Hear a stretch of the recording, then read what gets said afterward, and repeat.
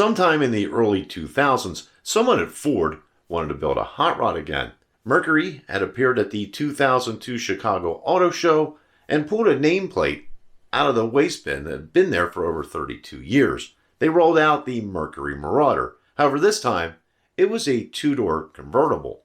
That prototype was never put into production. However, in 2003, the world did see a car that was based on a Crown Victoria police interceptor. This is one that anyone could buy. If you wanted to go fast, but you had a family, you needed a larger car that had 4 doors and some luggage space, perhaps the 2003 Mercury Marauder might be the car for you.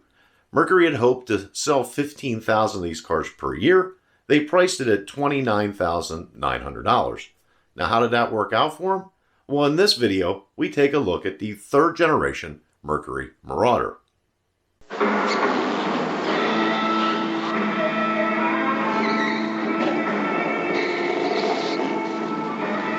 Introducing the 2003 Mercury Marauder. 302 horsepower, 4 doors, no nonsense.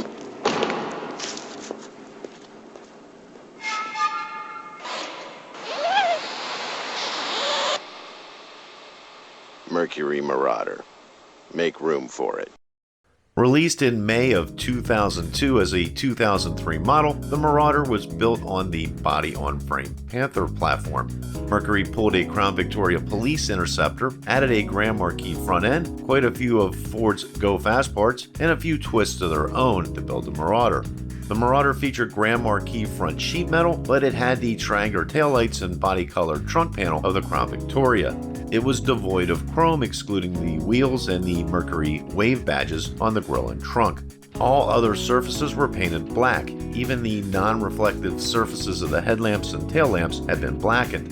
The Marauder sported exclusive bumper covers, with the front housing a pair of fog lamps and the rear having the Marauder lettering punched into it and a pair of cutouts to clear the exhaust tips. Black was the only color released for the first 4 months of production. Later, dark blue pearl and dark shadow gray appeared on the option list. The Marauder was powered by a 302 horsepower 4.6-liter V8 with dual overhead camshafts and twin 57mm throttle bodies.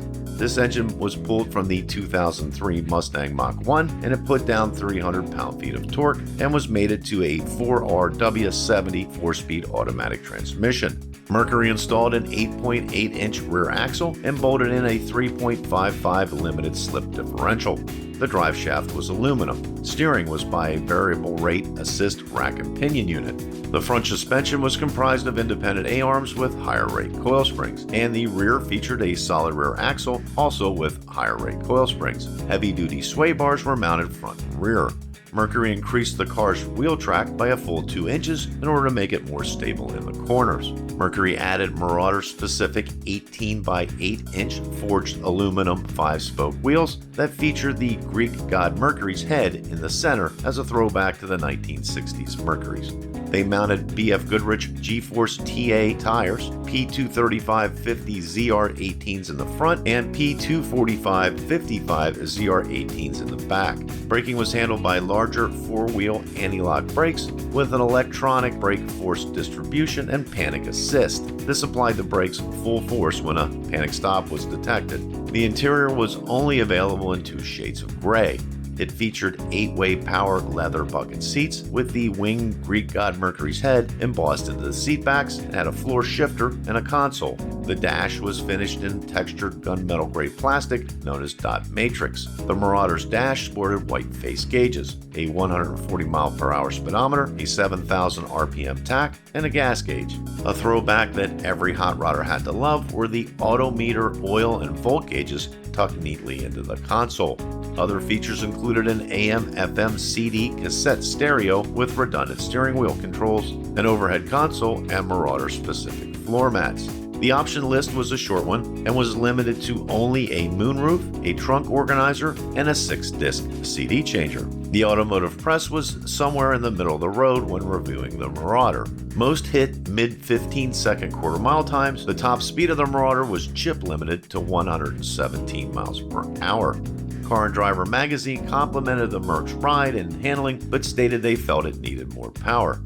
A quote here, hot rodding a Grand Marquis is a little bit like making bourbon out of Geritol. The American buying public wasn't exactly lining up for the Marauder either. Despite a blitz of early press coverage and an early launch, Mercury dealers delivered only 11,052 Marauders for the 2003 model year. 2004 was a carryover year for the Marauder. The only notable changes were the new 4R75W 4-speed automatic transmission was installed, and new colors Mercury made available, which now included dark Todoro red metallic, silver birch metallic, and of course black. Marauder sales were down in 2004, with Mercury dealers delivering only 3,214 Marauders for the 2004 model year.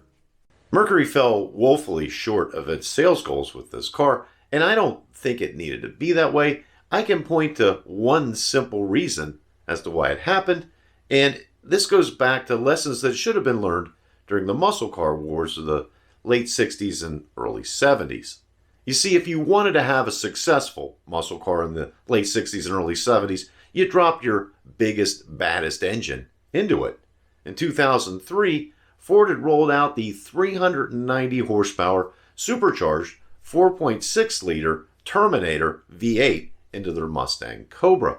That's the engine this car needed and never got. Somehow Ford had forgotten this lesson over time, and they dropped their second best V8 into this car.